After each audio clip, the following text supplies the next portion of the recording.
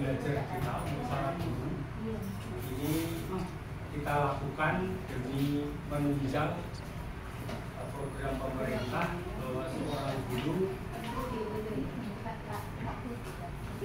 dekatkan mempunyai tanggung jawab bersama dengan murid, yaitu belajar karena apapun kondisi kita, mungkin yang tinggal beberapa saat sudah mau pensiun itu ada tuntutan belajar. Jadi tuntutan belajar itu tidak berhenti sampai satu waktu tertentu, tetapi sampai ketika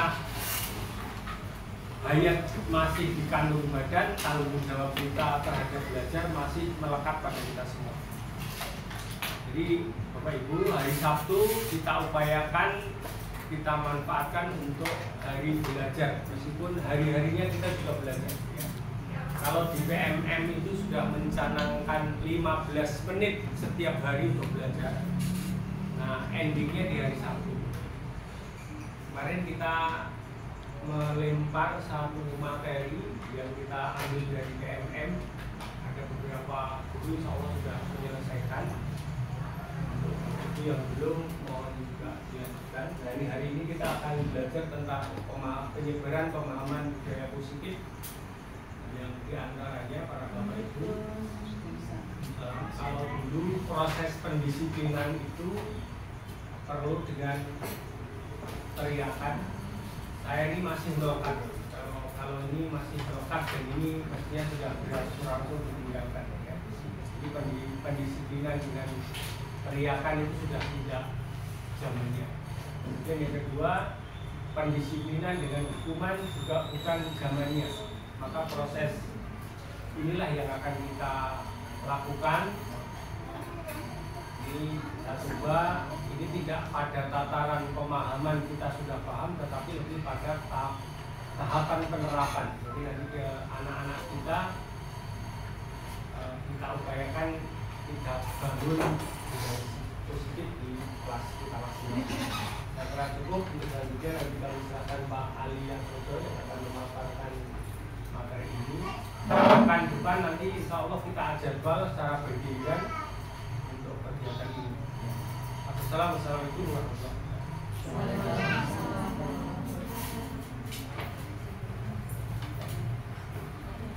Baiklah Bapak Kepala Sekolah yang terhormat, membimbing, Bapak Ibu Dewan Guru semuanya, Assalamualaikum warahmatullahi wabarakatuh. Waalaikumsalam warahmatullahi wabarakatuh. Alhamdulillahirrahmanirrahim. Pertama dan utama, marilah kita senantiasa panjatkan puji syukur kehadirat Allah Subhanahu wa Ta'ala, karena pada siang hari ini kita bisa memanfaatkan waktu dalam rangka sama-sama belajar Bapak Ibu. Salah satunya adalah memahami disiplin positif, budaya positif di sekolah dan di kelas, di mana ini juga merupakan bagian dari kegiatan pembelajaran yang ada di PMM, kemudian bisa diimplementasikan di kelas kita masing-masing. Nah, Bapak Ibu sekalian yang saya hormati, kepala sekolah yang hormat, yang saya paparkan ini Bapak Ibu mohon nanti benar-benar dipraktekkan, dan saya akan mendemokan hari ini, walaupun saya sudah melakukan restitusi itu lebih dari 5 kali ke murid-murid saya, dan hasilnya alhamdulillah luar biasa. Nanti kita contohkan, demokan, dan Bapak Ibu boleh praktik di sini langsung hari ini, pasti bisa. Karena teman-teman mahasiswa sudah bisa Pak. Kemarin kita mencoba, kita didampingi mahasiswa merestitusi 3 anak, dan alhamdulillah berhasil dengan baik. Nah Bapak Ibu, maksud dari materi ini penyebaran pemahaman budaya positif ini kita agar bisa nanti ya memahami makna, arti, kemudian mengimplementasikan di kelas kita masing-masing. Saya sebagai fasilitator Bapak Ibu di guru penggerak juga bertanggung jawab, punya kewajiban menyampaikan sebagai calon guru penggerak rekognisi di angkatan 10 di PGP 10 Bapak Ibu sekalian. Nah kemudian saya ucapkan terima kasih kepada Bapak Kepala Sekolah yang telah memberikan ruang dan waktu dalam melaksanakan kegiatan ini. Nah, Bapak Ibu, saya juga dipantau oleh Ibu Devi Esisna. Beliau adalah pengawas sekolah dari Sumatera Barat. Ya, beliau sebenarnya mau pensiun Pak, tapi sangat gigih berjuang di PDP sebagai fasilitator pemandu dan instruktur yang terus menggetar tularkan. Bahkan teman-teman fasilitator difasilitasi untuk selalu cimit dan pertemuan. Nah, saya sarankan Bapak Ibu nanti pada tahapnya ikutilah program-program Kemdikbud, termasuk teman-teman nanti mahasiswa bisa mengikuti PPG dalam prajabatan, kampus merdeka dan seterusnya. Nah, Bapak Ibu, apa sih tujuan budaya positif ini? Jadi budaya positif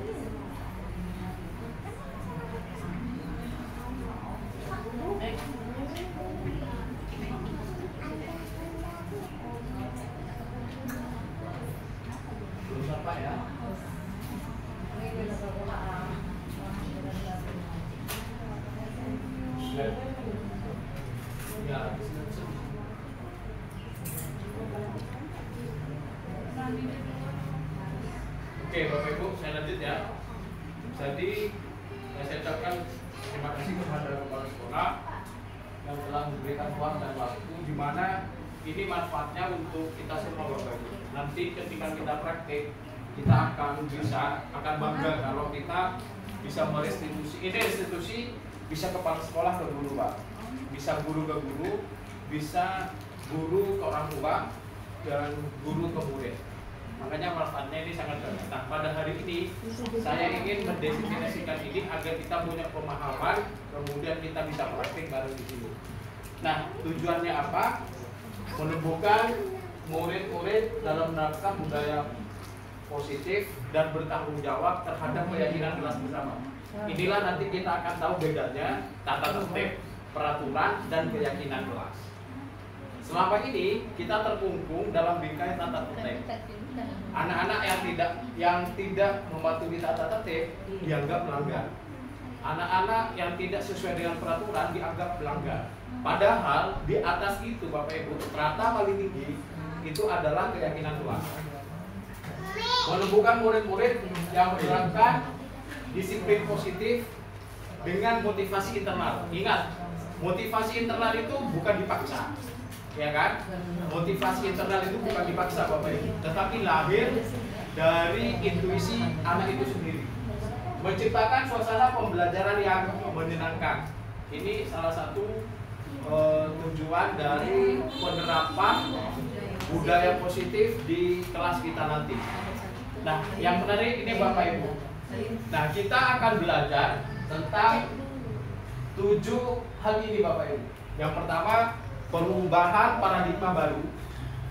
Kemudian disiplin positif, perubahan paradigma baru bahwa pembelajaran di kurikulum merdeka, bahkan anak itu bisa diajak untuk menyusun tujuan pembelajaran. Ya. Di kurikulum merdeka kita melakukan pembelajaran berdiferensiasi, walaupun Bapak Ibu sudah melakukannya sejak lama. Tetapi namanya baru tahu sekarang, pembelajaran berdiferensiasi ber-KSE. kesadaran emosi sosio, ya, sosio emosional. Kemudian disiplin positif. Apakah disiplin positif? Kita bahas nanti. Nilai-nilai kebajikan universal. Kemudian kebutuhan dasar manusia. Anak setiap hari datang terlambat. Yang kita tahu, kita harus menghukumnya tanpa tahu alasannya. Nah, disinilah akan kita lebih tahu tentang 5 kebutuhan dasar manusia. Kemudian 5 posisi kontrol.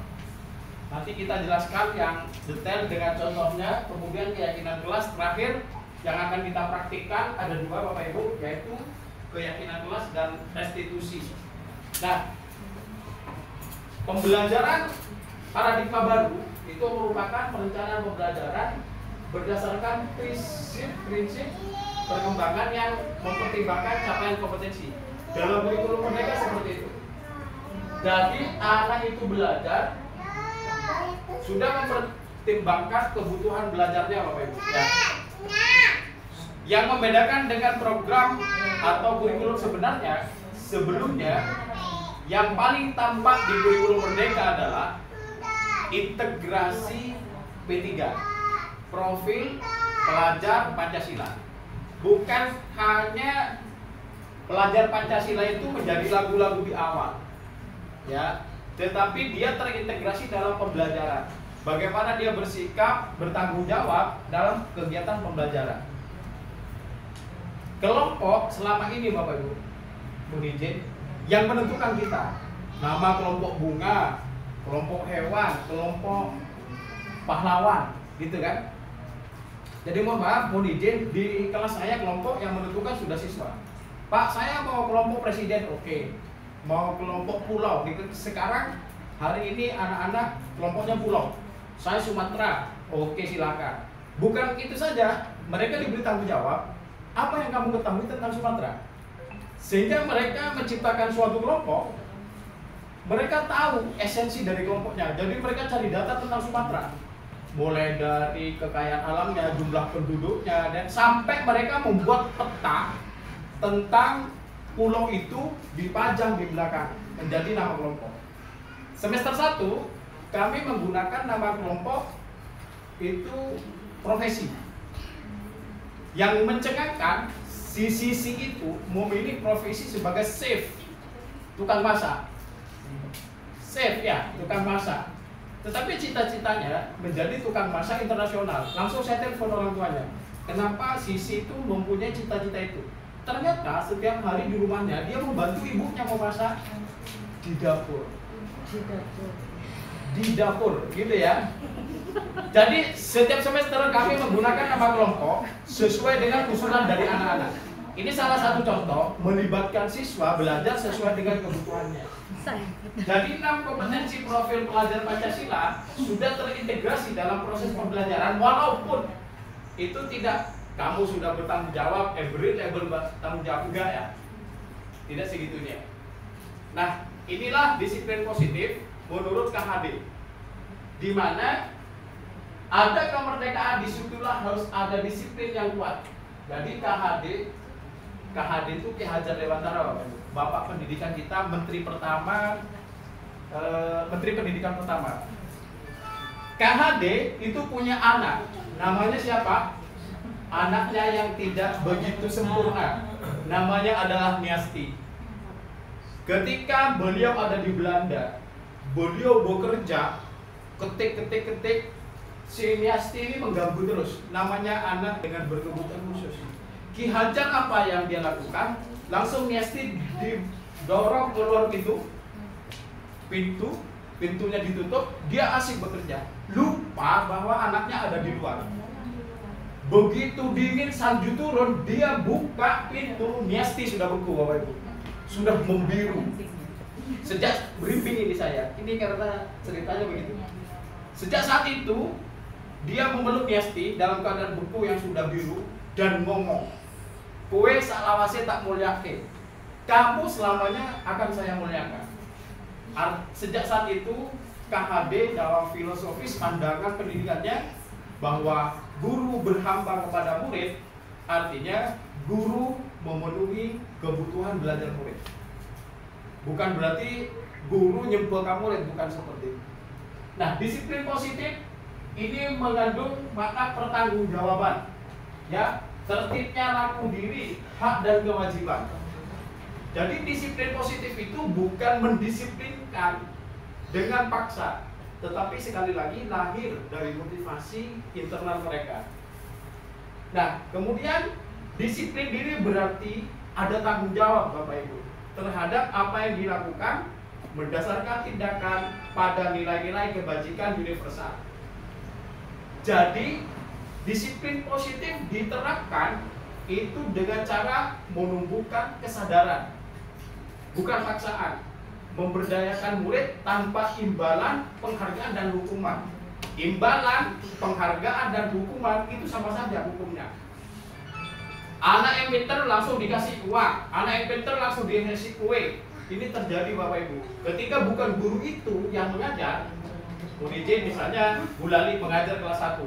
Yang pintar bisa jawab dapat permen. Besoknya yang pintar menjawab dapat kue. Ketika Bu Lali tidak masuk, diganti Bu Meli. Bu Meli tidak sama persis ngajarnya dengan Bu Lali, murid-murid tidak akan pernah menjawab. Karena Bu Meli tidak memberikan imbalan. Inilah kenapa motivasi intrinsik dari dalam murid harus tumbuh. Jadi dalam konsep KHD, imbalan, hukuman, penghargaan itu sama saja. Artinya adalah hukuman. Nah, nilai-nilai kebajikan universal itu adalah karakter yang diakui secara umum di semua agama. Di semua agama, di semua kepercayaan itu diajarkan Bapak Ibu.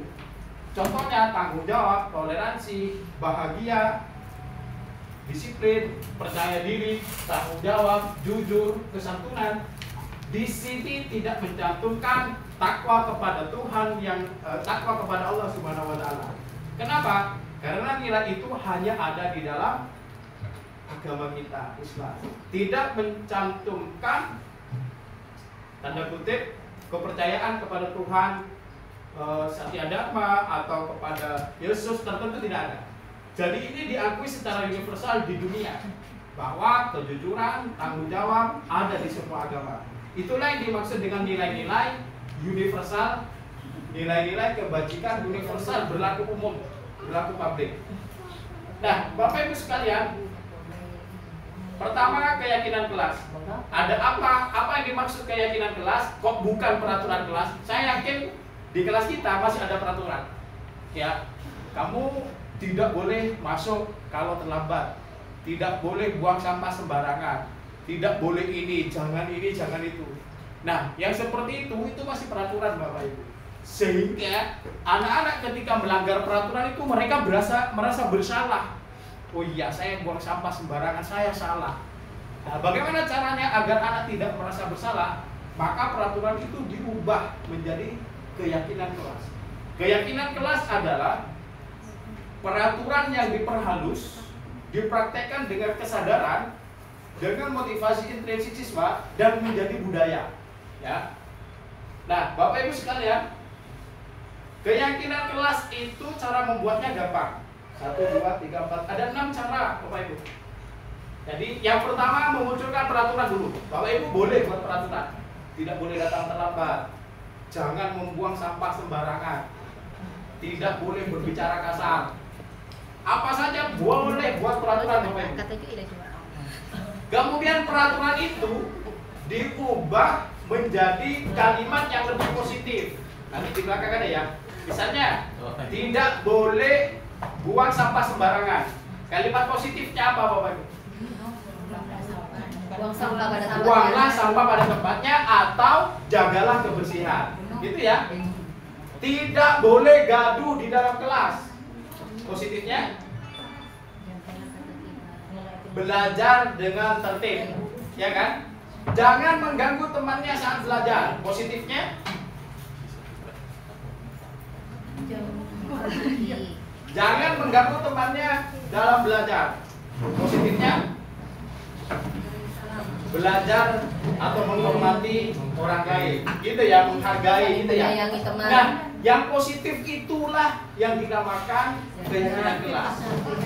Kalau yang ada negatifnya, itu masih peraturan. Nah, tugas kita mengubah dari yang negatif menjadi positif.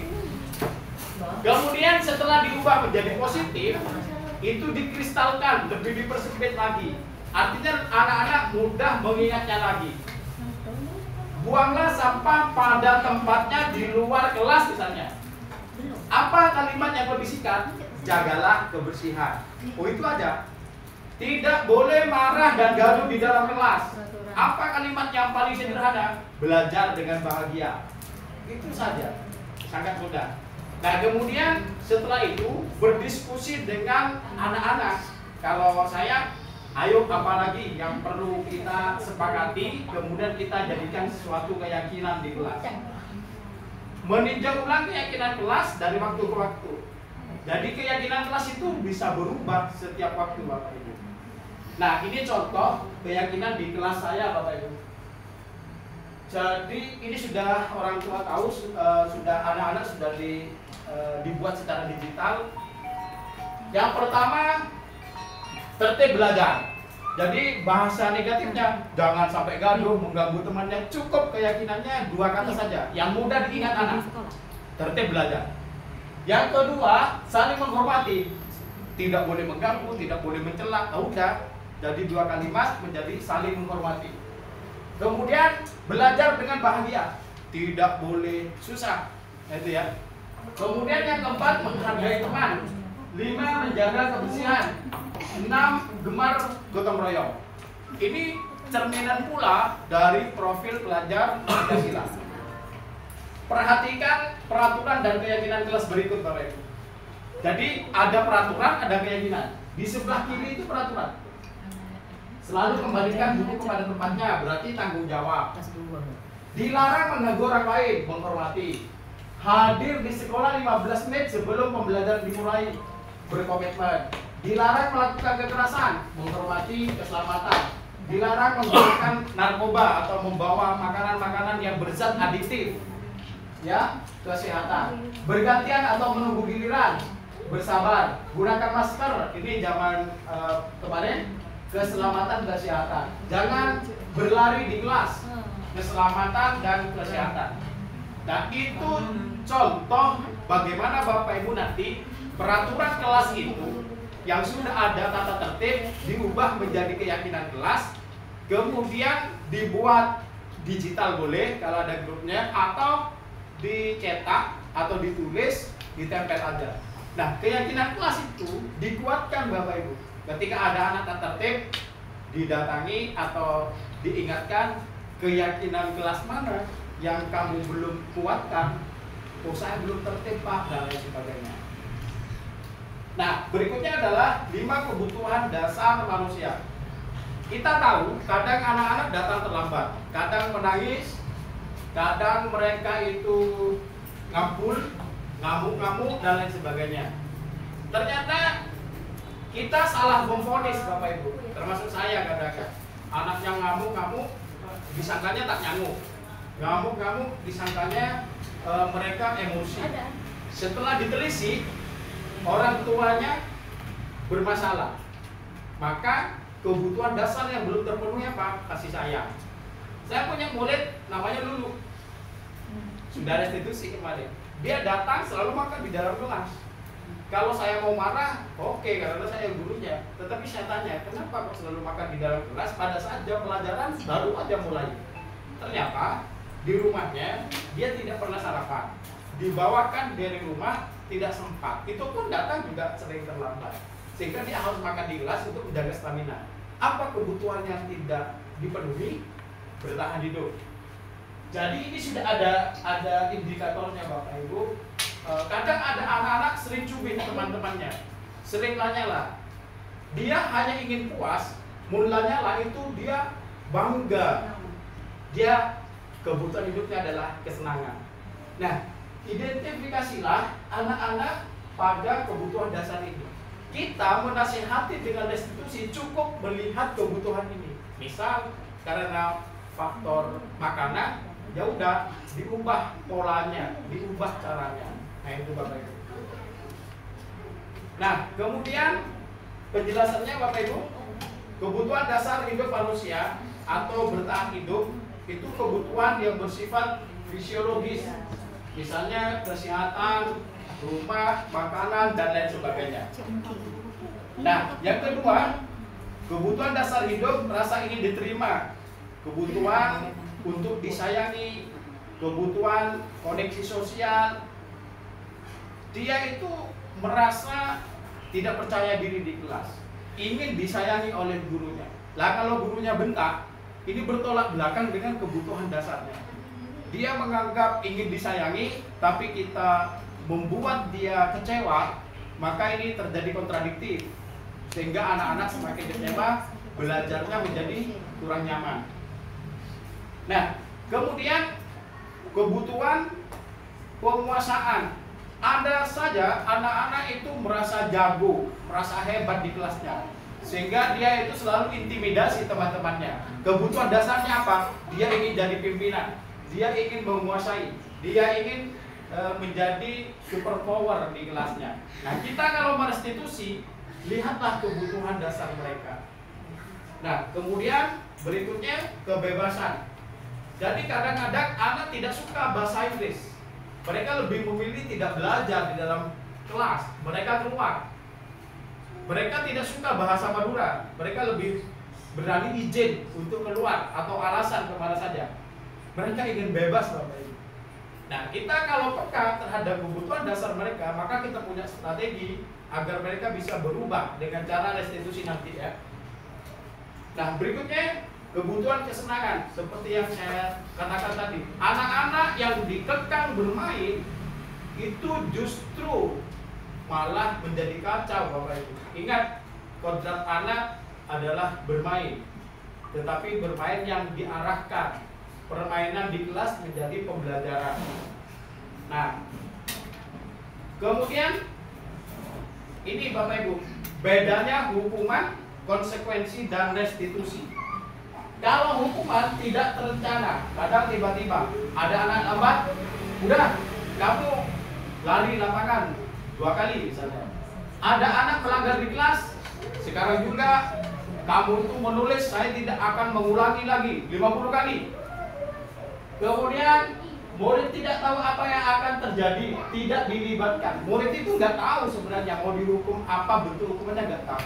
Yang penting dia menulis rame, kamu rame, maka kamu sekarang push up 10 kali. Nah, push up 10 kali itu di luar prediksi anak Bapak Ibu. Dia itu tidak mengerti mau dihukum seperti itu.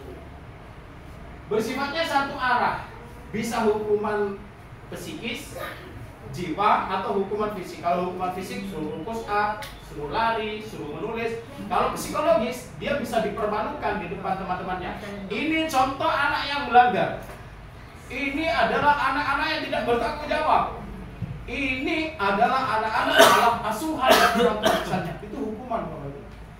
Nah, dia akan kecewa. Jadi saya ulangi, hukuman ada 2, bersifat fisik dan psikis.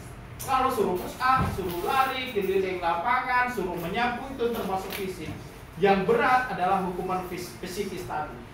Anaknya dipanggil ke dalam kelas, di muka, dipermalukan di depan teman-temannya. Kamu adalah anak tidak bertanggung jawab. Kamu adalah anak salah asuhan. Kamu itu anak yang tidak berbudi misalnya. Itu hukuman psikologis dan itu akan melekat Bapak Ibu. Jadi hukuman itu tidak terencana, anak-anak tidak tahu mau dihukum apa, dan sifatnya itu satu arah, bermacam gurungan. Beda dengan konsekuensi. Konsekuensi itu sudah ada rembuk sebelumnya. Misalnya, anak-anak, kita buat kesepakatan, yang terlambat 15 menit datang ke kelas, maka saat istirahat 15 menit harus tinggal di dalam kelas. Sehingga ketika dia datang terlambat ke kelas, kamu terlambat. Iya Pak, tahu konsekuensinya? Iya, apa? Saya ketika istirahat akan ada di dalam kelas 15 menit. Itu konsekuensi. Jadi konsekuensi itu murid sebenarnya tahu akibatnya. Kalau saya melanggar ini, berarti saya harus mengerjakan ini. Anak-anak, siapa yang main tip X di bangku, coret-coret tip X, maka kamu harus ngecat ulang bangku itu ya, seperti baru. Iya Pak, itu namanya konsekuensi. Karena anak diajak untuk mengetahui apa akibat dari perbuatan yang dilakukan. Itu konsekuensi. Nah, baik hukuman maupun konsekuensi, dua-duanya Bapak Ibu membuat anak tidak nyaman. Ya, membuat anak menjadi tidak nyaman. Sehingga mereka dengan ketidaknyamanan itu menjadi malas untuk belajar. Beda dengan restitusi yang akan kita praktekkan nanti, bahwa restitusi itu menciptakan suatu kondisi bagi murid untuk memperbaiki kesalahan. Ingat, yang memperbaiki kesalahan bukan gurunya, tetapi muridnya Bapak Ibu ya, muridnya. Kemudian proses kolaboratif yang mengajarkan murid untuk mencari solusinya sendiri. Restitusi itu murid dengan guru itu bersamaan, datang berdua, kemudian memecahkan masalah secara bersama. Kita lanjutkan. Ini di situ ada soal Bapak Ibu ya. Mencatat 100 kata di dalam buku kalimat. Saya tidak akan terlambat lagi karena terlambat ke sekolah. Masuk hukuman apa restitusi Bapak Ibu? Hukuman. Lari mengelilingi lapangan basket 2 kali karena terlambat hadir di sekolah. Hukuman. Murid diminta untuk push up 15 kali karena tidak menggunakan masker.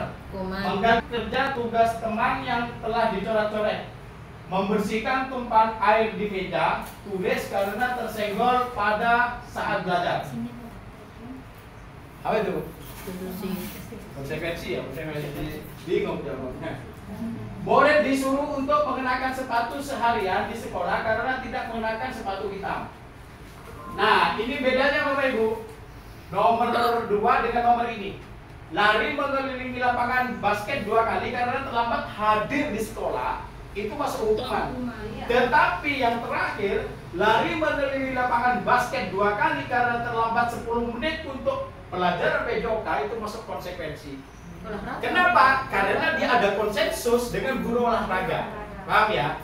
Walaupun soalnya sama, dalam konteks yang berbeda, maka cara memposisikannya juga berbeda. Hukuman dengan konsekuensi beda tipis Bapak Ibu. Kita cek ya. Itu Bapak Ibu. Jawaban Bapak Ibu. Jadi itulah yang masuk hukuman, itulah yang masuk konsekuensi. Ada ini nggak bola nggak? Saya lagi dia. Konsekuensinya. Konsekuensinya gimana? Kalau kita ada lainnya buatnya. Konsekuensi. Konsekuensinya nanti. Tadi saya sudah dipanggilkan Cak Zul. Konsekuensinya ada. Jadi 5 posisi kontrol. Perhatikan Bapak Ibu. Apa bedanya Bapak Ibu nanti menjadi penghukum, pembuat rasa bersalah, menjadi teman, pemantau dan manajer. Ini posisi pasti pernah dialami Bapak Ibu sebagai guru. Bapak Ibu di kelas posisinya kepada anak seperti apa? Jangan-jangan Ibu bangga, saya menjadi teman deh, ternyata masuk pada penghukum. Saya jadi manajer, ternyata termasuk kepada pemantau. Nah, bedanya ini juga sangat tipis Bapak Ibu.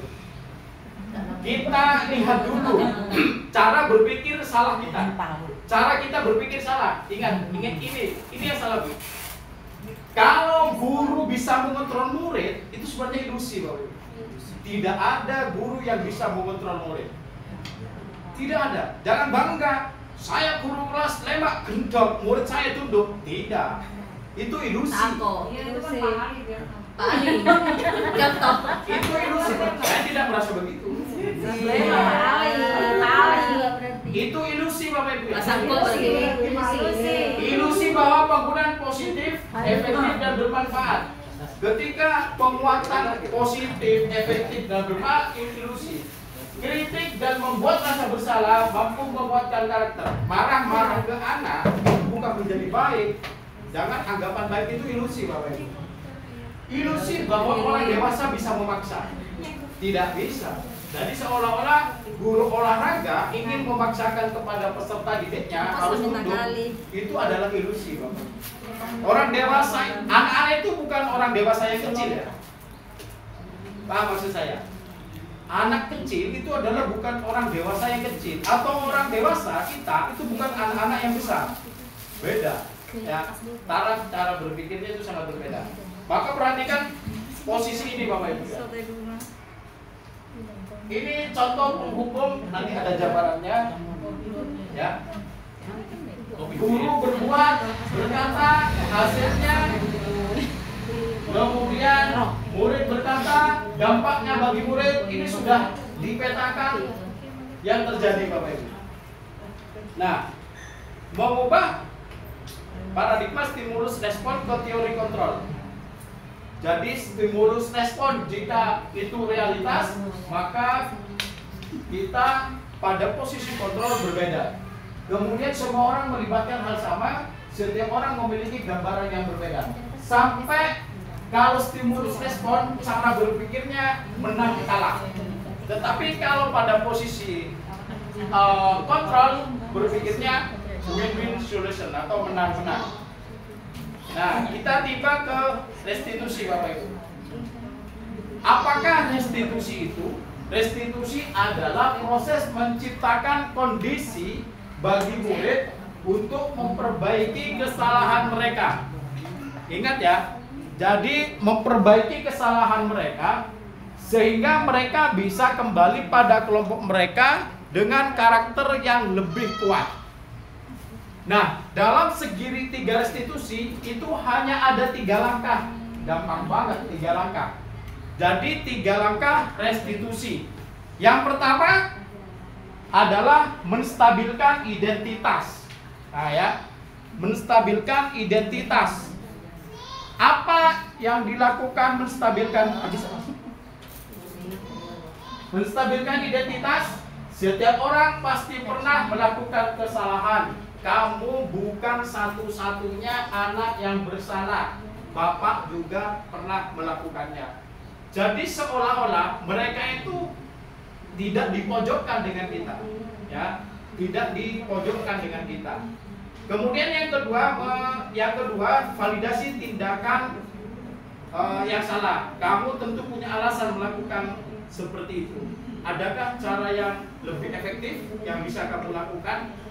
Kemudian yang ketiga, menanyakan keyakinan.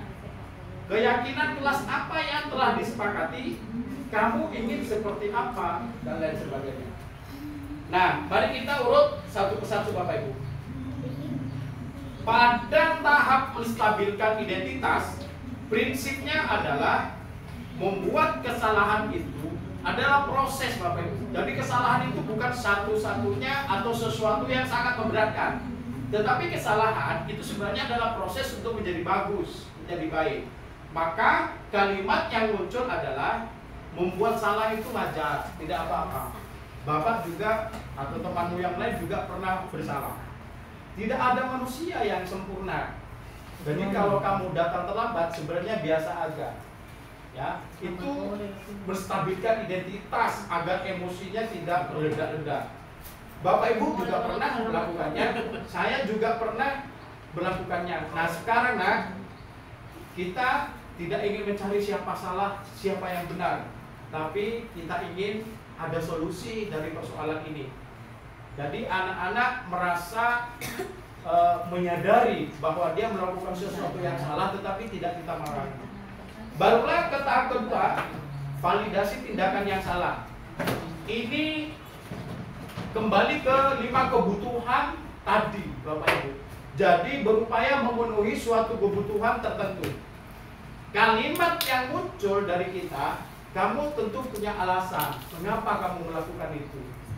Padahal kamu bisa sebenarnya melakukan lebih buruk dari itu, tapi kamu masih bertahan. Itu luar biasa, gitu ya. Kemudian kamu patut bangga karena kamu melindungi perbuatan kamu, tidak terlalu melakukan sesuatu yang lebih buruk lagi. Nah, barulah tahap yang ketiga Bapak Ibu, itu menanyakan keyakinan kelas berdasarkan teori kontrol kita sebagai manajer. Apa keyakinan kelas kita ya? Kemudian nilai-nilai apa yang telah kita sepakati? Kamu ingin menjadi seperti apa? Apa tindakan kamu yang belum sesuai dengan tindakan kelas kita. Nah, ini contoh praktik Bapak Ibu kemarin ya. Ada yang mau jadi korban satu mahasiswa? Meli. Coba, ya. Apa namanya? Nurin, maju dulu. Nanti saya harap Bapak Ibu ada yang praktik Bapak Ibu ya. Dua orang guru, satunya berperan sebagai murid. Ini anggaplah murid Bapak Ibu. Jadi ini proses bagaimana melakukan restitusi. Silakan ya jadi gurunya. Jadi dulu saja, diangkat dulu Bapak Ibu. Bapak Ibu cek dulu saja. Iya. Nah, kita akan mencoba praktek restitusi. Judulnya dia si Nurin adalah anak yang sering terlambat ke sekolah. Ini satu kasus Bapak Ibu ya. Tetapi kita tidak mau dia itu dicap sebagai anak yang sering terlambat. Ingin kita gali informasinya itu seperti apa dia bisa sering terlambat ya. Oke ya. Baik, kita mulai. Assalamualaikum warahmatullahi wabarakatuh, Nurin. Waalaikumsalam warahmatullahi wabarakatuh. Oh iya. Jadi ini Nurin sudah tahu alasannya bertemu Pak Ali hari ini. Kenapa belum? Belum. Nah, kalau belum tahu nanti Pak Ali kasih tahu ya semua. Dan jawabannya boleh tahu boleh enggak, kita diam aja dan kita tak rempeng Bapak Ibu. Iya. Makanya dia bingung nggak masalah karena dia diam. Iya. Jadi ini Nurin, kamu kan tidak tahu dipanggil Pak Ali. Sebenarnya Pak Ali sebagai guru kamu di kelas itu melihat kamu setiap hari kelihatan terlambat. Benar nggak terlambat? Pak Ali kurang berhadapan-hadapan masa? Iya. Protes. Benar Bapak Ibu. Kalau berhadapan itu justru penghukum ya. Kita boleh harus sejajar, memang harus sejajar. Jadi ngeliriknya ya. Jadi tidak boleh memanggil anak itu di depan kita. Nah ya. Ya, tidak boleh. Ini bekerja Bu. Tidak boleh kita memanggil anak lalu dihadapkan jadi terdakwa, nggak boleh. Jadi kita harus kanan kiri. Kan nggak mesti terdakwa kalau berhadapan wali. Dalam konteks ini tidak boleh berhadapan ya. Ya, gitu ya. Jadi saya lanjutkan. Begini ya. Jadi Pak Ali kamu lihat setiap hari atau sering kali kamu itu sering terlambat. Jadi sebenarnya kamu terlambat itu nggak apa-apa. Toh kamu itu kan juga masuk ke dalam kelas. Ya. Teman-teman yang lain juga ada yang bahkan Pak Ali pun pernah datang terlambat. Katanya Bu Nggak ada masalah karena siapapun orang bisa melakukan itu ya, terlambat itu. Nah, menurut Nurin ini, kamu nyaman tak tidak nyaman ya? Nah, kalau kamu aja tidak nyaman datang terlambat, sebenarnya Pak Ali ingin mengajak kamu deh bagaimana nanti hari-hari berikutnya kamu bisa lebih bagus lagi. Setuju kan? Oke. Nah, Nurin, kamu atau Pak Ali tahu pasti ya, kamu datang terlambat ke sekolah walaupun rumahnya dekat, pastilah punya alasan. Kira-kira menurut Nurin yang membuat kamu sering terlambat ke kelas atau ke sekolah yang alami dari rumah itu apa? Yang pertama, saya kurang memperhatikan waktu. Kurang memperhatikan waktu. Terus Kurangnya kesadaran diri. Yang ketiga, saya masih belum bisa menjangkau jarak dari rumah saya ke sekolah. Oke, bisa sih ini Nurin ya. Jadi Pak Ali memahami deh, kamu waktu mengaturnya kurang maksimal, terus juga pengaruh jarak gitu ya. Sehingga apalagi kamu nggak ada yang nganter ke sekolah tuh. Nggak ada. Nah, perhatikan Bapak Ibu, saya potong. Kebutuhan 5 kebutuhan dasarnya apa Bapak Ibu?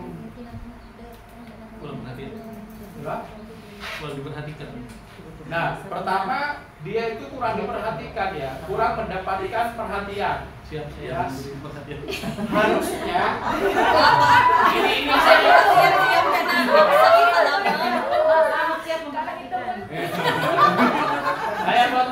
Nah, seharusnya di situ kan ada peran orang tua, Bapak Ibu. Ya kan? Harusnya ada peran orang tua. Berarti dia kurang mendapatkan perhatian dari orang tua. Pahami dulu kebutuhan dasarnya apa. Iya, Pak Ali siap. Kalau misalnya sudah, Nah, solusinya gimana? ini dalam konteks ini, makanya nanti Bapak Ibu coba di sini ya. Bapak Ibu coba di sini, bener Pak. Mau izin Bapak Ibu coba. Ini belum selesai Bapak Ibu, masih di tahap validasi tindakan yang salah. Nah, Nurin, Pak Ali sudah tahu alasan kamu ya. Kamu di rumah kurang memperhatikan waktu. Ibu bapakku kerja di mana? Mensengko. Petani. Oke, gini deh. Gimana Nurin caranya tidak terlambat lagi? Menurut Nurin yang paling ideal, Nurin itu bisa datang ke tempat waktu ke sekolah. Kalau menurut Nurin caranya gimana?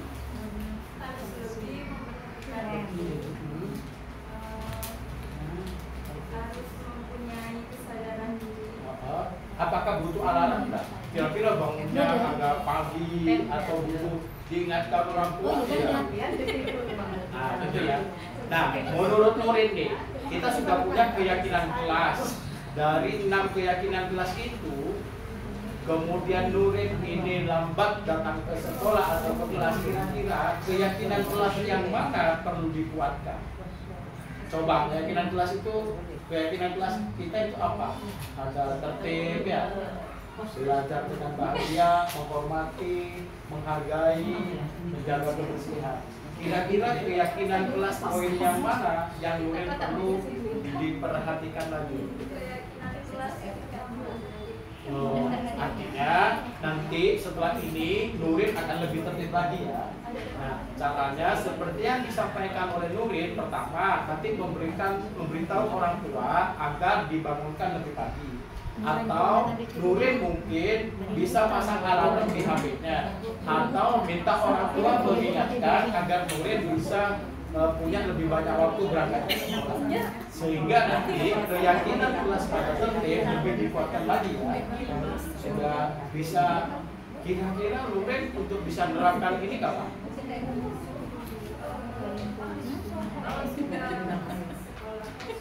Secepatnya ya. Nah, berarti sejak Senin depan Nurin sudah akan berubah menjadi lebih tertib lagi, memiliki kesadaran dengan saya sampaikan ya. Baik, terima kasih Nurin, sudah ada solusi yang kamu pecahkan, yang kamu ajukan sendiri, sehingga nanti keyakinan kelas kamu itu bisa lebih kuat. Terima kasih ya. Oke, silakan untuk kelas. Nah, ini contoh Bapak Ibu, saya harap ada ini, tolong tidak diguyoni Bapak Ibu. Saya punya murid namanya Anas Bapak Ibu. Anas, tahu Anas? Sampai kelas 5 ini saya baru tahu dia masih ngedot Bapak Ibu, pakai dot. Pakai dot alat kecil. Anak susu. Dot susu, dot itu plastik. Kalau minum susu nggak mau dari gelas, dot. Botol. Ya kadang botol, kadang dot. Botolnya pada dia. Bentar Bapak Ibu, orang tuanya sampai datang ke saya. Karena apa? Sebelumnya saya sudah berestitusi velo. Velo itu dari pandemi sampai kelas 5 pakai masker. Saya tidak tahu bahwa itu adalah keinginan velonya sendiri. Sampai semester 1 loh. Semester 2 penerimaan rapor, orang tuanya datang ke saya. Pak, velo kalau bisa cacai bermacara, saya ngaku ya muka masker. Loh, saya bilang, bukankah masker itu keinginan orang tua agar dia tidak sakit? Oh bukan Pak, astagfirullah. Coba sampean ngomong di semester 1, saya akan mencoba diskusi. Apa yang terjadi Bapak Ibu? Besoknya saya panggil velo dengan proses ini persis Bapak Ibu. Coba butuh waktu 10 menit kita ngomong baik-baik. Saya memberikan kemerdekaan kepada velo. Nak velo, kamu kapan siap untuk berubah? Kalau tidak, besok lusa Pak. Oke, Pak Ali memberikan keleluasaan pada kamu. Besok kamu akan dipasang masuk absennya. Tetapi kamu besok istirahat di rumah 1 hari. Pak Ali ingin lihat kehebatan kamu. Hari lusa sudah tidak pakai masker lagi.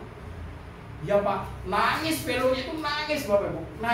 Nangis karena ingin melepas masker. Alasannya apa katanya Pak Ali? Pertama sudah terbiasa, yang kedua itu dia sudah merasa tidak percaya diri kalau wajahnya kelihatan. Dia sudah kebiasaan, malu dia kalau sudah kelihatan. Padahal kan ganteng Bapak Ibu. Begitu besoknya tidak masuk 1 hari, saya sudah pengumuman ke anak-anak di kelas. Anak-anak, besok kita akan kehadiran seorang anak yang berprestasi. Dia adalah juara renang. Saya unggulkan Bapak Ibu, memang berprestasi. Tidak boleh satu kata pun dari kamu terucap. Bukan. Saya kasih apresiasi besok. Ancam itu apa sih? Ada sambil kerja di BMM materi.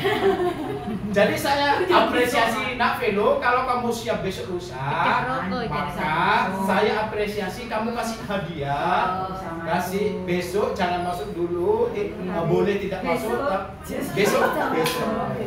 Nah, tujuannya apa? Saya ke anak-anak di kelas yang satu kelas ngomong, besok kita akan kedatangan teman yang luar biasa, wajahnya ganteng, berprestasi. Tidak boleh kalian membuli, tidak boleh cowok-cowok. Kalian harus bangga punya teman hebat. Tutor lekasnya sepakat anak kelas. Oke, sepakat. Besok datang Velo, dia tidak ada tepuk tangan. Cowok-cowok itu datang seperti biasa. Udah tertib. Nah, baru saya ngomong. Alhamdulillah, siapakah di kelas kita yang juara renang? Velo. Dia muncul rasa percaya dirinya Bapak Ibu dengan kebanggaan itu. Nah, saya dokumentasi, saya foto, kirim ke orang tuanya nangis Bapak Ibu. Gonika Mak, bertahun-tahun saya suruh maksa muka masker tidak bisa. Dukun apa itu Pak Ali yang Pak Ali katakan? Bukan. Pakai restitusi. Nah, setelah setelah Velo berhasil dapat 1 minggu, mamanya Anas yang datang diceritain, mamanya Velo, Pak, pikir ini kangen dok Pak. Ya Allah, tak panggil ke sini, tak restitusi 10 menit. Anas, kapan kamu bisa bertanggung jawab untuk sidang? Besok Pak. Oke. Anas, saya ingin tahu kamu besok minum susu langsung dari gelasnya. Pasti keren, karena bukan bayi lagi. Siap Pak. Besoknya saya telepon mamanya. Gimana Bu? Udah Pak, udah nggak pakai lagi, udah dibuang dengan Anasnya. Alhamdulillah. Ini cara restitusi. Ya, kemarin 3 orang kita restitusi di sini untuk memberikan solusi. Ingat, jalan keluarnya bukan kita Bapak Ibu. Biarkan muncul dari anak-anak itu sendiri, maunya itu apa, kita hanya mengarahkan saja. Nah, tolong mohon izin Bapak untuk mempraktekkan satu orang guru berpraktek jadi guru, satunya dari siswa. Monggo, tidak ada yang benar, tidak ada yang salah, kita belajar bersama. Silakan Bapak Ibu untuk maju, siapapun. Adakah? Kalau Pak Selamat sudah belajar di guru penggerak, yang lainnya saja. Bu Yanti. Siapa Pak? Mohon izin. Bu Yanti sama Bu Ira ya. Bu Yanti sama Bu Ira, silakan. Yang ngomong bukan saya Bu. Tapi jadi murid saja. Bu Ira jadi guru. Bisa foto. Kadang foto guru saya ini. Yanti katanya jadi murid sebagai putra. Langsung mulai. Kan takut antara guru sama murid. Murid kan takut Berjejer. Iya, benar. Susu. masalahnya ya. Terlambat. Lanjut. Putra kan. Sering nggak ngerjakan PR. Hasilnya ya. Malas belajar, Bikin gaduh di kelas. ya gaduh atau Tepak mun putra aja dah, bikin gaduh di kelas. Sebagai panduan belajar, Bu Ira pakai ini aja ya. Pertanyaan, ya pakai ini aja. Pertanyaannya pakai ini Bu. Nanti dari sini ya. Nah, oke.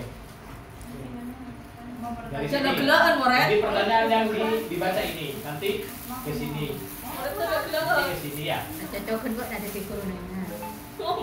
Nah, kesalahannya dulu dipikirkan ini salahnya apa? dicari itu kelas. Oh, biang kesel ini. Di sini Mama.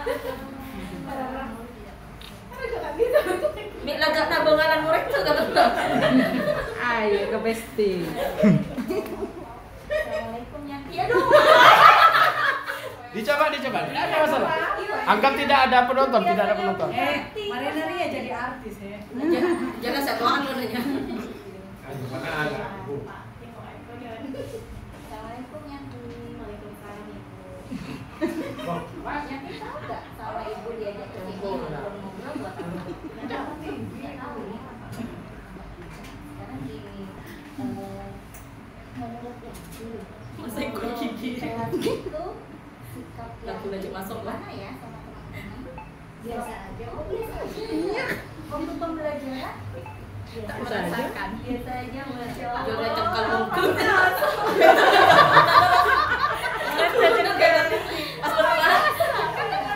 Nah, kata Pak cuek dia. Betul. Nah, Iya, betul, cuek dia. Arif polos. Itu yang tinggal Arif. Tapi Ibu lihat itu ini ya, kalau Arif itu biasanya teman-teman yang di kelas itu kadang-kadang merasa katanya diusirin sama Yanti. Kira-kira benar nggak ya?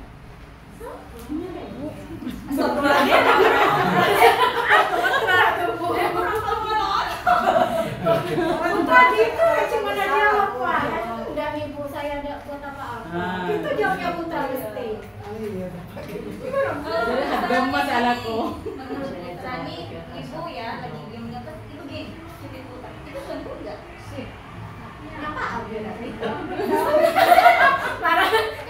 Kalau dari Putra, bisa jawab. Petangan Ada malah benar-benar. turun aja. Berarti kalau nyapa temennya harus menyakitin gitu. Tidak nyakitin, Bu. Itu maksudnya saya apa cuma mau megang. Mungkin saya terlalu kencang mungkin ya. Kayak gitu tuh berarti ngapa? Iya, itu Bu. Saya tidak sengaja. Teman-temannya kalau nyapa Putra kayak gitu juga. Bunda juga. Bunda ya. Temannya gimana kalau nyapa? Bunda Bunda kenal nggak sama nama-nama teman itu? Oh iya. Aduh, Auber. Nggak bisa kalau dicikan. Iya, nggak jadi dari Putra ya. Masa sama dari Putra ya. Kalau teman-temannya Yanti, Yanti tahu nggak semua nama teman-temannya? Belilah cumi. Kalau teman-teman manggilnya pakai nama, apa nama? Terus kenapa Yanti? Iya. Kebiasaan sama Sudah takut. sebenarnya Ibu itu juga pernah melakukan rapat gurau sama teman-teman suka aktif Rapat. tapi gimana caranya yang menurut kita aktif ya bergurau tidak menyakiti kita menurut Yanti tidak menyakiti, tapi kalau dicubit itu sakit nggak sih? Nah, kalau sakit berarti kan menyakiti. Sekarang gimana solusinya? Menurut Yanti, kalau misalnya Yanti dicubit temennya mau nggak? Nggak mau. Temennya berarti juga nggak mau juga. Terus Yanti harus gimana berarti? Cubit tak boleh mukul. Sudah siap untuk melakukan itu benar? Insya Allah. Mulai kapan? Mulai Sekarang. Mulai besok. Oke, siap. Tos dulu. Oke. Alhamdulillah. Luar biasa. Allahu Akbar. Yes.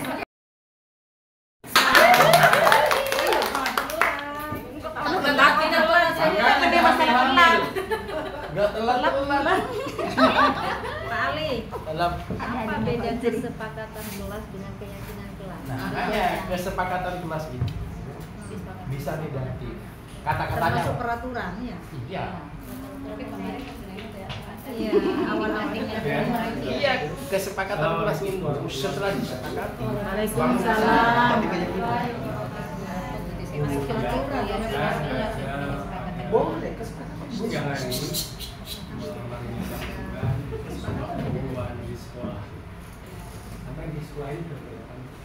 Sudah 3 tahun. Kemudian kocak jeruk. Merasa semakin Tidak Ya, ya. alhamdulillah saya dengan teman-teman sudah mulai ada chemistry gitu. Gini Bu ya, gini. Kalau saya sendiri masih proses mau 2 tahun. Saya ini berangkat dari sekolah tinggi ya. Kemudian saya ditempatkan sini, saya sudah punya cita-cita. Bagaimana saya punya cita-cita, kemudian kemudian juga memiliki kemauan yang sama. Kalau kita lihat ini pada tahun yang lalu kita pada kegiatan keagamaan kita masih pada posisi yang kurang baik. Itu mungkin penyebabnya. Kalau menurut saya sih gini Pak, sebelum kita masuk sekolah itu kan masuk kelas kan biasanya setiap hari Rabu, hari Kamis dan hari Jumat itu ada kegiatan keagamaan. Sebelum saya 3 tahun di sini itu sebelumnya saya memang sudah suka di sini Pak. Nah jadi mungkin karena kedisiplinannya itu dulu lumayan dibilangnya apa ya Pak ya, ketat gitu. Jadi yang telat itu minim sehingga kekompakan dari anak-anak serta guru-guru juga menjaga murid juga lumayan bagus. Nah, saya melihat memang ke belakang setelah 3 tahun saya di sini itu memang menurut saya itu ada penurunan karena mungkin sepertinya itu apa mungkin kita sendiri yang salah ya cara mengaplikasikan hukuman itu sendiri atau memang menurunnya kedisiplinan di sekolah kita. Iya, kalau kita lihat rentetan piala di jurusan itu masa lalu kita. Kalau nggak boleh tahu, apakah kemudian dari tahun ke tahun itu anak-anak ada kemunduran belajar atau yang lain? Salah satunya ini apa? Karena setiap angkatan itu juga kemampuan anak berbeda-beda. Ada yang dari secara kemampuan keterampilannya, ada juga yang pendidikannya. Terus ini mungkin juga ini dampak dari pandemi beberapa waktu lalu yang jelas menghambat kita untuk masuk. Tapi saya ingin tanya, kita masih bisa tidak bangkit untuk terbang di masa depan? Insya Allah bisa. Kekompakan kita sebagai seorang guru juga kedisiplinan terutama melatih anak-anak lebih giat lagi. Pak, mungkin kasih contoh tahapan apa yang bisa kita lakukan. Jelas kita membawa tidak akan sendirian, kita punya teamwork ya. Ya. Program. Ya kalau pengalaman dulu, saya juga kan masih waktu itu mungkin dengan Pak Ali ya, waktu saya masih siswa itu memang jaya-jayanya waktu itu memang ada beberapa siswa yang memang kemampuan pengetahuannya itu lumayan, kemudian juga ada guru yang begitu gigih yang memberikan bimbingan, entah itu pelajaran tambahan setelah pulang anak-anak pulang sekolah ataupun ngambil dari pelajaran mulok yang sekiranya nggak begitu terlalu dipentingkan gitu Pak. Ya itu ini kembali kelihatannya sampai juga kita nobatkan sebagai model guru yang akan membawa anak-anak pajak Belanda ini kembali berlari. Siap kan? Siap kan? Insya Allah siap. Ya. Saya siap membantu. Untuk kegiatan ini bisa karena ini akan menjadi milik semua guru. Jadi tidak kemudian semuanya ditumpahkan kepada panjenengan tidak. Insya Allah semua guru-guru di sini itu mempunyai kemampuan yang luar biasa. Ya, ini bulan November. Bulan November kita akan live tampil. Kapan kita coba akan menyiapkan anak? Siap Siap ya. Terima kasih. tidak dalam kondisi tertekan hari ini. Iya. Alhamdulillah. Terima kasih Bu Susi kita bersama sampaikan. Assalamualaikum Teman-teman, Bapak Ibu guru, sepertinya ini restitusi sungguhan ya. Ini bener loh. Ini yang ditanyakan Bapak KS kita bener-bener dan jawabannya ya bener-bener. Akhirnya Budian seperti tegang. Padahal bocet ini ditanya beneran. Padahal kita kan latihan Bapak Ibu. Nah nanti kalau Bapak Ibu restitusi, tampilannya sebagai manajer Bapak Ibu, pengelola. Jadi tidak boleh kelihatan kepada anak kita ini menjustifikasi atau menghukum ya. Salah satu kalimat di penghukum adalah, Nita, berarti jika kamu tidak menepati itu, kamu itu harus melakukan ini. Nah, ini nanti jangan muncul Bapak Ibu. Tadi disampaikan kepada Anda Nukrin, semua yang dia lakukan sebagai solusi muncul dari kesadaran diri. Iya Pak, saya akan berubah besok Senin ya Pak. Nah, tidak apa-apa.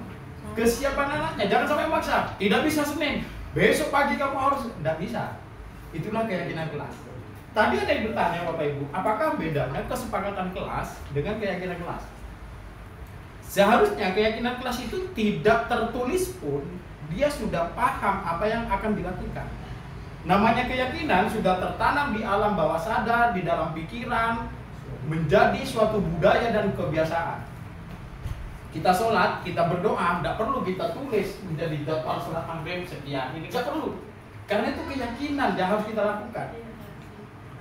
Kita makan pagi, nggak perlu kita tulis makan pagi jam 7, kalau tidak makan tanda petik lapar, nggak perlu ditulis. Nah, itulah bedanya Bapak Ibu. Kesepakatan itu lahir dari konsensus guru dengan murid. Anak-anak, kalau belajar yang rajin ya, sepakat enggak? Sepakat. Gimana kalau kalian melanggar kesepakatan ini? Saya akan didenda 10.000 misalnya. Itu kesepakatan. Masih ada saja sanksi atau ada sesuatu yang harus dilakukan. Kalau keyakinan kelas dilanggar pun kita tidak boleh. Kamu itu sangat melanggar, tidak bisa. Kalimatnya menjadi, Anita, kita punya keyakinan kelas. Kira-kira keyakinan kelas bagian yang mana perlu kita kuatkan? Jangan bilang kamu melanggar keyakinan nomor 3 ini. Jangan. Jadi jangan ada kalimat negatif Bapak Ibu. Apalagi peraturan. Nomor 1, wajib pakai topi. 2, ikut upacara. 3, itu peraturan. Nah, di sekolah boleh ada peraturan, boleh ada tata tertib, dan keyakinan sekolah. Dalam konteks institusi itu ada keyakinan sekolah. Dalam konteks kelas itu ada keyakinan kelas. Keyakinan kelas itu antara murid dengan guru. Keyakinan sekolah itu antara kepala sekolah, guru, dan murid sebagai warga sekolah. Misal, pintu pagar anak-anak akan ditutup setengah 7. Dibuat keyakinan sekolah, tertib datang di sekolah. Sebenarnya peraturannya, pintu pagar akan ditutup setengah 7 pagi. Itu kalimat negatif. Positifnya menjadi, tertib datang di sekolah. Siapa yang tertib? Guru, siswa. Berlakunya untuk warga sekolah. Itulah keyakinan sekolah. Contoh kasarnya ya, contoh global. Keyakinan kelas, anak-anak tidak boleh makan saat pelajaran dimulai. Itu negatifnya. Kesepakatannya. Keyakinan kelas menjadi positif. Belajar dengan tertib. Misalnya seperti itu. Jadi sekali lagi, keyakinan kelas, keyakinan sekolah, sifatnya itu positif. Kalaupun toh ada yang melanggar, tidak boleh menjustifikasi. Tetapi kita bertanya, keyakinan sekolah mana yang Bapak Ibu perlu dikuatkan? Jadi kepala sekolah nanti bisa membuat keyakinan sekolah yang disepakati oleh guru dan itu betul-betul diyakini dan dikerjakan. Ketika kita ada yang melanggar tanda kutip, kepala sekolah tidak boleh bilang, ibu melanggar keyakinan nomor 10. Oleh karena itu, ibu harus ini, nggak bisa. Tetapi kepala sekolah akan merestitusi guru, akan memanggil, berhadapan dengan guru, ibu sudah tahu dipanggil saya, iya pak, saya terlambat, bla bla bla bla. Memang tidak hanya ibu saja yang terlambat, saya pun pernah terlambat. Tetapi tentu ibu ada alasannya terlambat. Apa kira-kira yang membuat ibu terlambat? Ini pak, pagi, alat ini, dan seterusnya. Oke, begitu. Baru ditanya solusinya, kira-kira menurut bapak ibu sendiri, apa yang harus dilakukan agar bapak ibu bisa menetapi keyakinan kelas itu? Ya pak, saya akan berusaha setel alarm, bangun lebih pagi, membereskan, dan sebagainya. Itulah keyakinan sekolah. Insya Allah bisa dipahami ya. Nah, ini harus dipraktikkan kepada anak-anak kita sebisa kita. Toh anak-anak juga belum dapat materi ini ya. Nggak mungkin itu menurut materi Pak Ali sampaikan salah Bu, nggak mungkin begitu murid. Nah, kita tetap bersikap sebagai manajer kepada anak sehingga anak itu tidak merasa dihukum. Itu contohnya. Nah, sekarang Bapak Ibu, tolong Bapak Ibu ucapkan, boleh ditulis 2 peraturan kelas. Boleh kepala sekolah, peraturan sekolah. Kemudian kita akan mencoba langsung hari ini menjadi 2 keyakinan kelas. Pak Ali kasih waktu 30 detik Bapak Ibu, teman-teman bisa juga menulis peraturan. Boleh peraturan kelas, boleh peraturan atau tata tertib sekolah, silakan. Tidak boleh datang terlambat, tidak boleh makan di kelas, tidak boleh marah di kelas, misalnya itu ya. Langsung kita mau bantu ubah menjadi keyakinan kelas. Ah, gampang itu bisa nanti. Memang bisa nanti. Tetapi kecerdasan kita menangkap informasi lebih cepat itu lebih baik Bapak Ibu. Silakan berproses, 30 detik Bapak Ibu tulis di HP. Boleh langsung kirim ke grup Pajagalan 2 biar teman-teman bisa mengikuti. Artinya gini, Bapak Ibu tulis WA, peraturannya dulu. Peraturannya dulu, tidak boleh ini, tidak boleh ini. Kasih spasi ke bawah, kemudian tulis keyakinannya. Ya, konsultasikan dulu Bapak Ibu sebelum diklik send ke grup kita. Yang kepala sekolah mohon dibuat keyakinan sekolah Pak. Jadi buat 2 peraturan dulu, kemudian kita langsung di bawahnya nanti ubah ke keyakinan kelas, baru dikirim ke grup, baru klik pencet gitu. Monggo yang berkesempatan.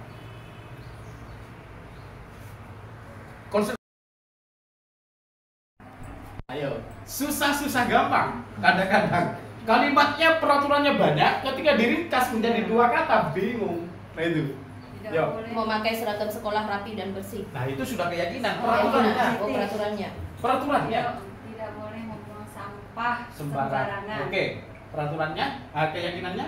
Hidup menjaga kebersihan. Wah, jos. Kebersihan sebagian dari iman bisa ya. Tidak, agak bersih. Wah, mana agak bersih mana mengoreksi dia gampang. Hanya mana koreksi Bapak Ibu. Makanya jadi korektor saja. Apa nama bisa ditulis? Oh, ya cari yang berbeda biar saling memberi masukan antar kelas maksud saya. Tidak boleh membuli teman. Tidak boleh membuli teman. Positifnya Sayangi teman. sayangi teman boleh. Itu just tulis saja itu.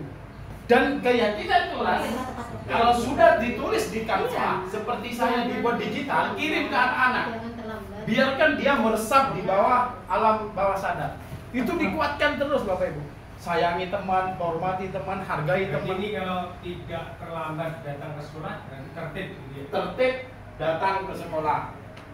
Ya, itu positif. Nah, jadi Jangan keyakinan ramai di kelas kelas. itu positif. Jangan ramai di kelas saat pelajaran. Oke, berarti Positifnya jangan tertib lagi. Iya. Tertib lagi. Ya, tidak ada masalah kalau itu memang. Jadi dimensi tertib ternyata banyak ya. Tidak membuat gaduh, jangan ramai, tidak mengganggu, Iya. tidak berlari-lari, kan gitu kan, termasuk tertib. Nah, dari beberapa peraturan setelah disarikan ternyata menjadi keyakinan kelas sangat sederhana. Ini bilang jangan berlari, jangan membuang, jangan membuat gaduh, jangan ramai. Ternyata jadi satu keyakinan kelas, tertib di dalam kelas toh. Oke. Itu harus dikuatkan. Artinya jika Bu Mili melihat anak berkeliaran, anak-anak, ayo ingat-ingat kembali keyakinan kelas mana yang perlu dikuatkan. Negatif ya. Nah, Setiap kita ngomong Menghindar negatif, kata jangan. dia itu langsung terekam Bapak Ibu. Setiap kita berkata negatif, anak itu langsung merekam. Ini sangat menarik Pak, pembelajaran kayak ini karena kontekstual. Bayangkan Bapak Ibu, sebenarnya kalau tidak pulang, Bapak Ibu, saya bisa membawa model ke sini anak-anak langsung. Karena sebab Ali, saya katakanlah kita ingin membangun iklim Disiplin. literasi. Masih sekolah. Kalau kemarin saya ketemu dengan orang Banyuwangi, kelas Banyuwangi. Jadi ada satu sekolah itu untuk literasi sekolah itu sampai dia beli babi, ada satu anak keliling dijajakan di sekolah kita ya, bullying apa? Jadi gimana kalau kita membangun literasi untuk bisa dijadikan keyakinan sekolah, maka peraturannya adalah tidak menyia-nyiakan bahan bacaan misalnya. Positifnya adalah membiasakan literasi atau membudayakan literasi. Literasi dimensinya luas, bisa membaca, bisa menghitung, bisa kewarganegaraan, digital silakan. Jadi tinggal satu kalimat, membudayakan literasi. Ketika ada anak dan guru di luar konteks literasi, kepala sekolah tinggal memanggil guru. Pada keyakinan budaya literasi perlu dikuatkan. Kira-kira ibu bapak ingin menguatkan seperti apa? Bapak kepala sekolah tinggal menunggu jawaban guru. Seperti itu. Itu. Nanti PPT ini Bapak Ibu bisa dapatkan di grup kita untuk dipelajari ulang ya. Termasuk video restitusi saya dengan murid. Bisa. Gimana? Montaknya aja kan. Montaknya ngaca tadi. Saya sudah pesan rujak sebenarnya, cuma PV-nya dihubungi tidak ada. Ini ayam tuh ya? Saya tidak punya sekdes. Kalau ada yang mau serius, tidak bawa uang. Dan ini direkam. Ini direkam Bapak Ibu. Tugas ini akan langsung ke Kemendikbud ya. Saya Nggak siap. boleh. Saya siap. Ini Pak kepala sekolah yang punya. Merimu dari Pesan mie ayam yang di sini nih, Pak. Bunda. Bunda. Silakan. Kepala sekolah sudah memberikan kita. Tahu. Ini Bapak Ibu, Setor. kelas kita ini akan langsung kita setor ke BBGP Bapak Ibu. Jadi video ini Bapak Ibu akan ditonton oleh para pegawai BBGP di kementerian, kemudian oleh fasilitator pemandu dari Sumatera Utara. Nah, makanya tadi saya heran ya, bukan heran, kagum kepada kepala sekolah dan Budian. Itu bukan uji coba Bapak Ibu, beneran gitu ya, asli beneran itu. Nah, maunya kita kan sebenarnya latihan, ternyata beneran itu sangat bagus, luar biasa.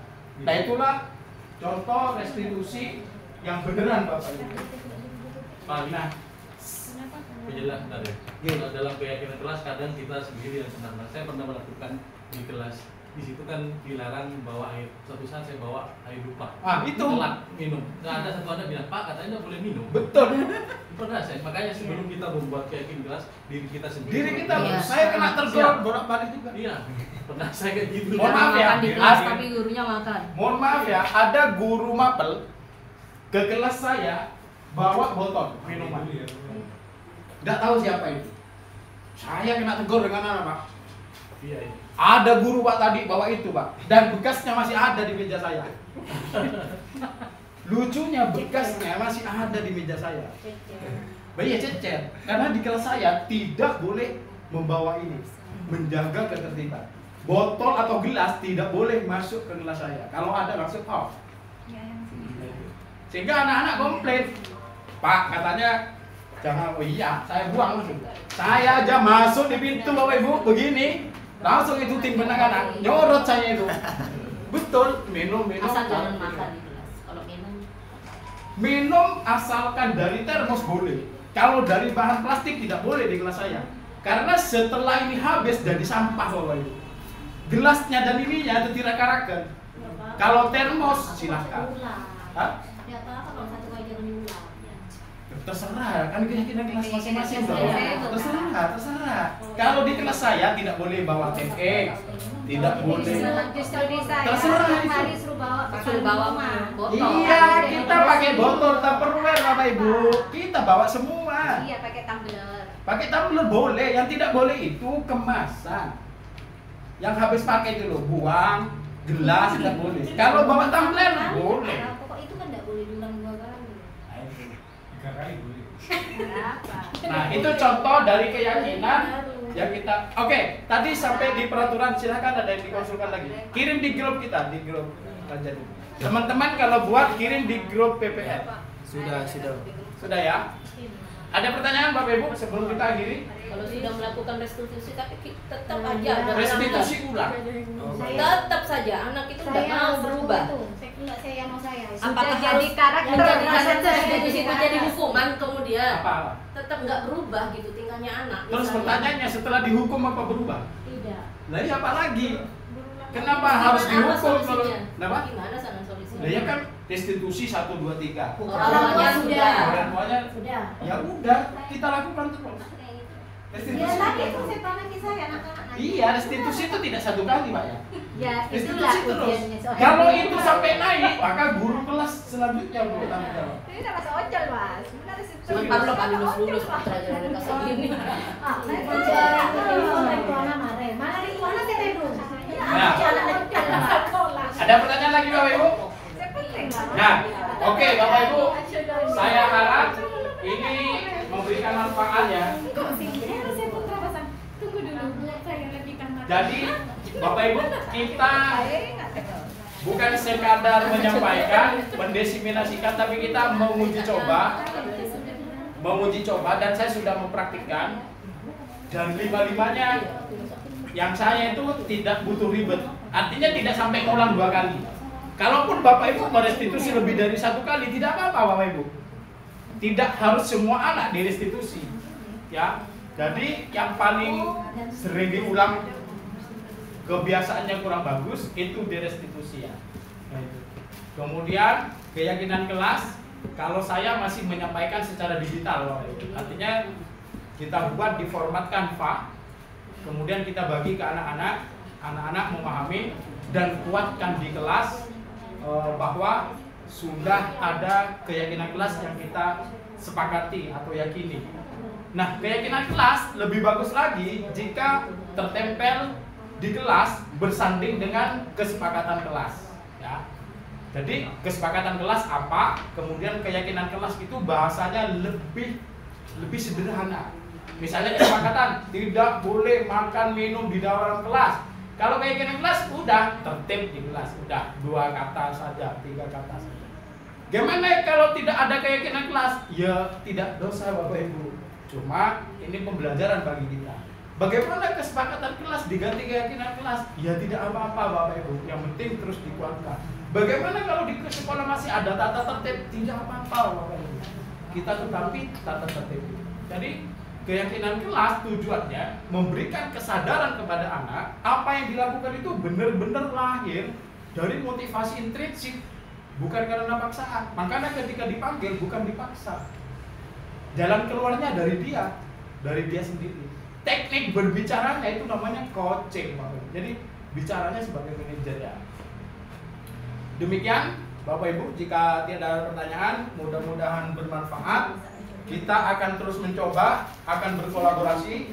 Saya harap komunitas praktisi yang masih tinggal Pak Slamet di sini untuk hidup setiap Sabtu kita seperti ini, silahkan bergantian untuk berpraktik baik.